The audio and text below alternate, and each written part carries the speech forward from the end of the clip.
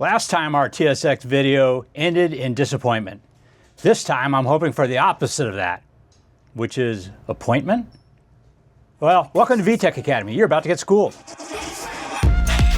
Yeah, English isn't my strong suit here, so although I do speak okay. Anyway, last time we were out there with this TSX, we had a problem with communication to our Flash Pro, and it turned out that the Flash Pro doesn't like it when it's communicating to multiple devices. So once we turned off the dash, we were able to hook up and see everything that was going on. And we had a ton of codes that all had to do with the electronic throttle. And that makes sense because the throttle wasn't working. So what we're going to do now is we're going to try and figure out what those problems are. So to start with, what I'm going to do is I'm going to go ahead and hook up my laptop with the Flash Pro software and see what those codes are. If I recall correctly, it started throwing codes even without trying to start the engine. So we're going to do that, look at all the codes, and then we'll get out the manual and see if any of those actually give us a clue as to where to look. Flash Pro is connected to the car. Now it's connected here. We are going to turn on. Why is it not seeing the...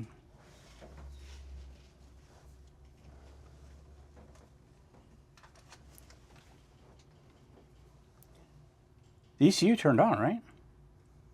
Oh, duh. Let's try this again. The aim on. I was turning the aim on. Can't have the aim on at the same time. You'd think I would remember that 18 hours later. You just said it. Yeah. In the intro. He just told me about it 10 minutes ago. Yeah. All right. Now we have magically a bunch of errors here. All right. So we are going to look up those. One of those interesting says throttle actuator control module relay malfunction. And that sounds to me like a power thing. So we're using a TSX manual, even though that's a TL engine, because we're using TSX parts in it. And as far as I can tell, they're wholly compatible and identical. So we should be fine. All right. P2552. It's not in here. Oh, there it is. P2552. Throttle actuator control module malfunction. C11224. All right, we know this comes on every time, so I'm not going to bother with all this. It says, is the relay circuit okay? So basically what it's asking me is if the relay circuit is okay, and that's, is the computer turning the relay on? I'm going to assume it is. So basically what they're asking is when we turn the ignition switch on, can we feel the relay click? Which means it's actuating. So the next thing you want to do is they want to check to see if we have continuity between the connector D, D15 to body ground. If there's continuity, there's a short in the wire. I'm going to assume, I mean, we could have damaged the wire, that could possibly be it. And then if there's not, then they want me to test the actuator control relay to see it's actually letting juice through. Because that's a power issue, I'm going to assume that's what gives me the other two codes. The other two codes are high and low. It's basically telling me that it's not seeing the voltage it needs to see. So, but let's look at those two just so we can rule those out as being a possible problem. So it's saying that there might be a loose connection at the electronic throttle control module, the throttle body, or at the computer. But also I would imagine if the electronic throttle control module isn't getting power, then that of course would cause the same issue as it having a loose connection. Oh, it just clicked on more? It's seated that time? Well, let's turn it on again and see what happens. Did it do it with both computers, Brian? Yeah, didn't matter. We have no error codes. So I'm going to try starting it.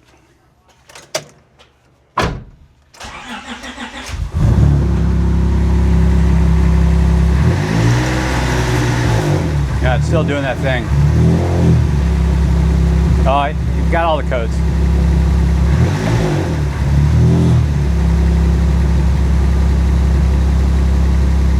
I just asked it to clear the codes. It cleared everything but the throttle stuff. And then it cleared all the secondary O2 stuff. Then it came back on again, so. All right. So we still have the codes. We can try plugging the other throttle body in real quickly and see if it fixes the problem. I mean, we're basically just throwing parts at it when we do that. Right, but I'm like, that's like the only thing that changed. That's the only thing that changed. That's what I'm saying. Let's try that real quick.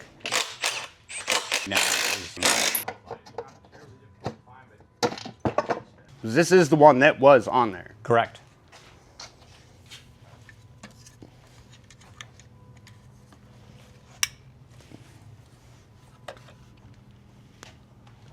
Good to go. Well, the original throttle body that worked didn't solve our issue, so what we're going to do now is go through the troubleshooting guide. The first thing we're going to fix, though, is the relay malfunction on the throttle control module, because I think that actually would, since having a loose connection there would cause a problem with the other two codes, I'm going to have to assume that that's where our issue is.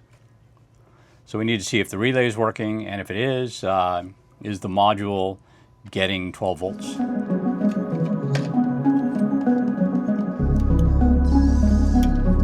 So this car, because it's a race car, things have been moved around so that relay is no longer where it should be. But I think another way to check would be to check the yellow-black wire at the... Okay, so that connector that connects to the module is called number 251, Brian. Okay.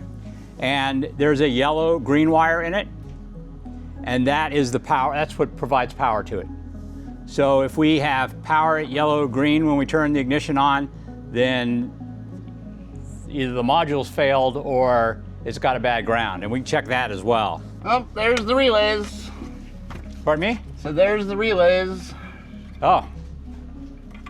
Want me to turn it on? You can feel it, see if it clicks? Sure. Did it click? I feel no clicks. You feel no click. Okay. So one of two things could be happening. Either the ECU's not clicking it, or it's not getting power to it.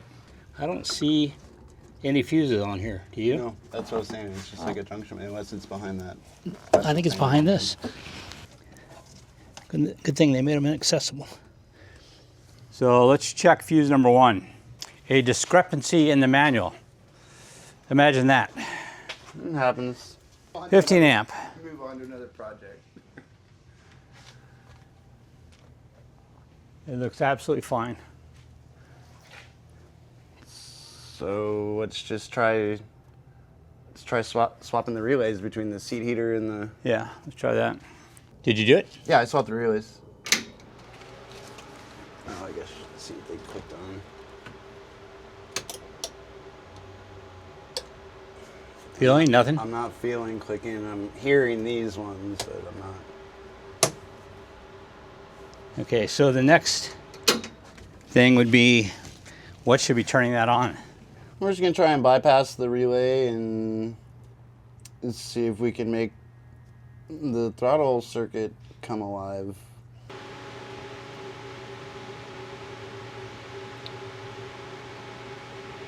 Okay. Not a power delivery issue, so now it's just a matter if the computer's not controlling it to tell the relay to come on, which I don't know why that would have went rogue. When we made this part, the E-plug's the E-plug, E-plug's the E-plug, all of these things. There's our power wire.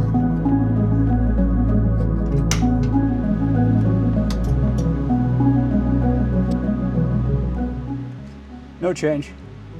The wiring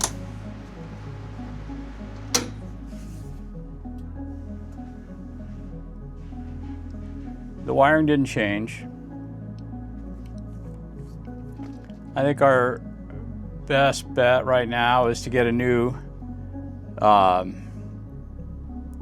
throttle control module and a new accelerator pedal position sensor, and just connect them both and see what happens.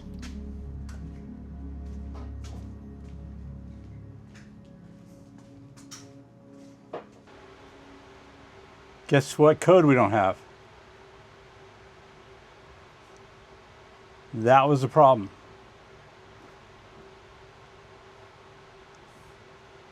Okay. I'm gonna fire it up. Fire it up.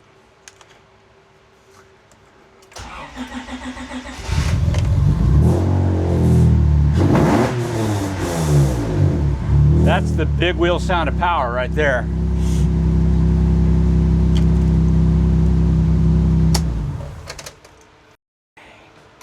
Like 0 codes other than O2? O2. O2. And which we can deactivate. Here, let's. All right, so we're gonna have to find another module. I guess we can use this one. I'll get another one for the Civic. I put the relay back in if you want to. Yeah. Oh, yeah. Try it one more time.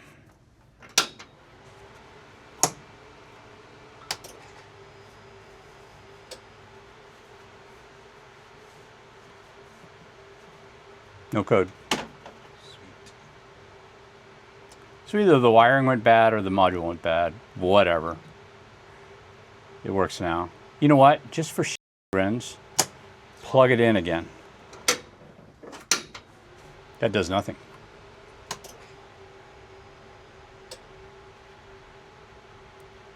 Nothing's coming on.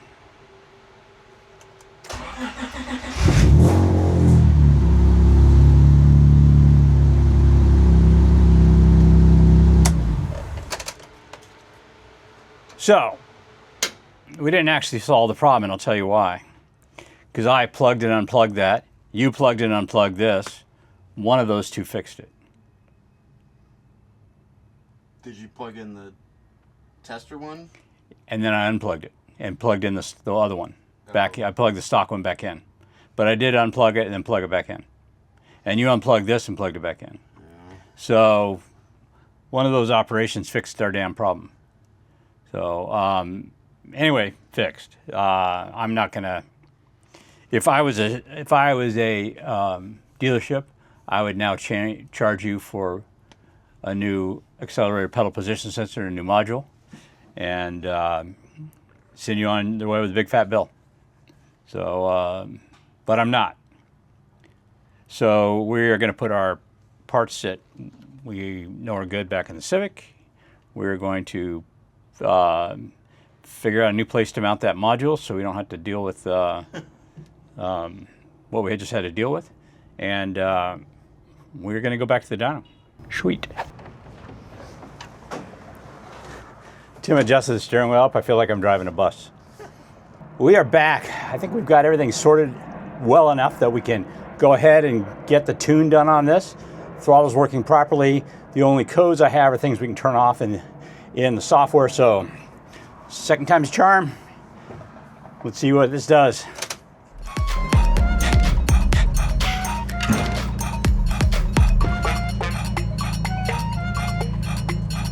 Scrape free.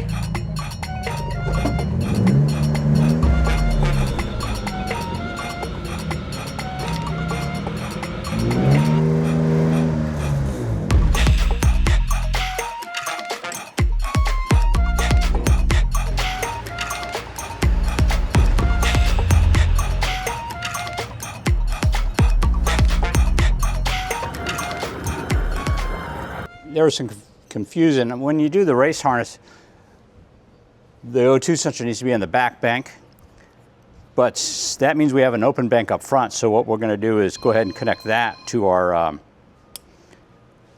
wideband, so he can have wideband control.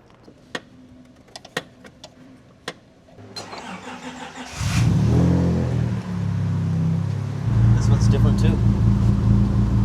14. They're running at almost a full point. Okay. What? Leaner than what it really is. Okay. It's like we found yesterday. Just like we found yesterday on the K series.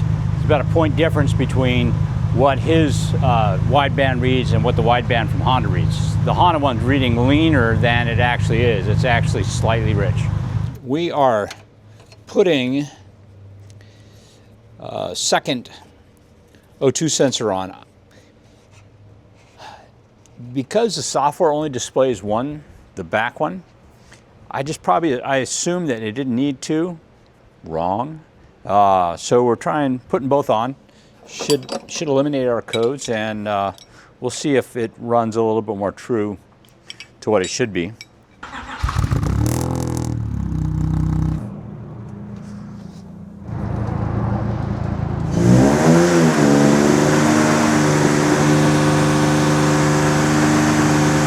An engineer at Honda in Ohio built the engine. Okay. I thought you just, just an engine. No, it's a 3.2 with MDX heads, Okay. probably cams, Yeah. probably either valve springs or something to raise the seat pressure. Okay. Got the big throttle body on it, the big giant throttle body, the one off the MDX and the TLX. That doesn't sound stop. Well, and then yeah, exactly. And then the two exhausts makes it sound different too. There's more gap between the pops. All right. Well. See what it does.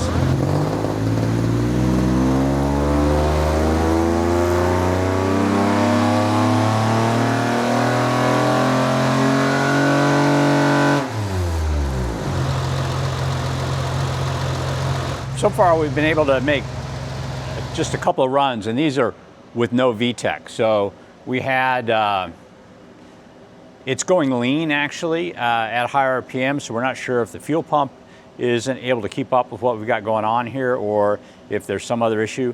But just to kind of show you what happened, the torque was 256.58 foot-pounds of torque, and our horsepower was 265 horsepower. So, and we're talking at 5,555 RPM. So that's really several thousand RPM below our red line. So if we can maintain this kind of torque once VTEC turns on or even have a boost, then we should be making, pretty close to 300 horsepower, which would be great for this 3.2 liter engine.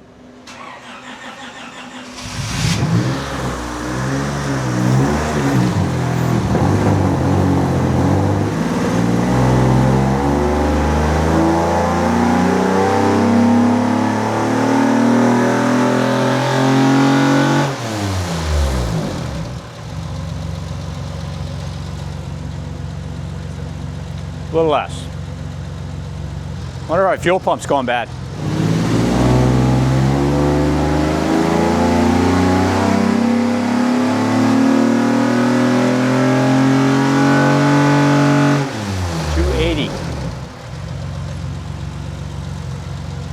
Oh, 275. Still.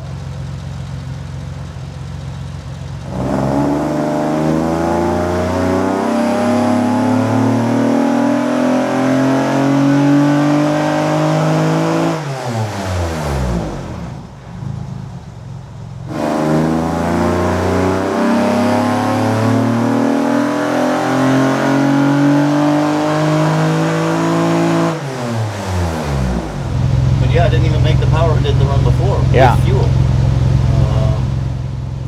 We got 14 volts of juice. Oh, yeah. Well, we had good fuel there, but let's look here.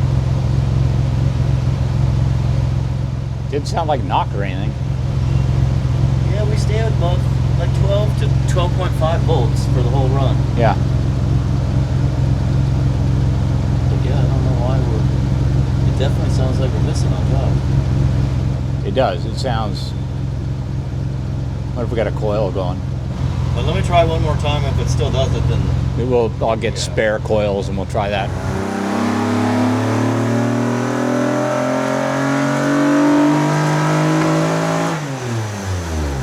It's breaking up at high RPM. We're not really sure what's going on with that. Possibly a bad coil. But at one point, we had about 285 horsepower, but we haven't been able to repeat that. So something's going bad. Our air fuel ratios are fine, so it's not like it's a misfire in the sense that it's a lean misfire or just drowning the cylinders of gas or anything. So we may wind up with just inconsistent spark or something. So we'll get some new spark plugs. We'll get some coils that we know are good and put those in, and then come back and see if we can't get over 285. So, but good start. Good start. 285 is good horsepower for 3.2. Pretty happy with that. We're going to go ahead and conclude this video here. Not going to be able to get back in the next few days before Aaron takes off. So, anyways, guys, if you want to see more videos like this with our Trick TSX, and we are going to be taking it to the track, please think about liking and subscribing, and click on the bell so you get notifications when videos like this come out. We are going to be further developing not only this J Series TSX, we're going to build a street version of it as well. And it should be a lot of fun. I'm surprised more people haven't. I mean, a lot of people have done this swap, but they use the stock subframe for the J Series, which actually gives it a little extra camber. And then you have to fix that with adjustable upper control arms. But this swap is great in this car. This car scoots with a J in it. A little bit lighter than a TL, and TLs are fast. And don't forget, we have a TL project coming up too. Anyways, guys, thanks a lot for joining us here at VTEC Academy, and we will catch you on the track, at an event, or just on a live video on moving to Tuesday nights at 6 p.m. Thanks.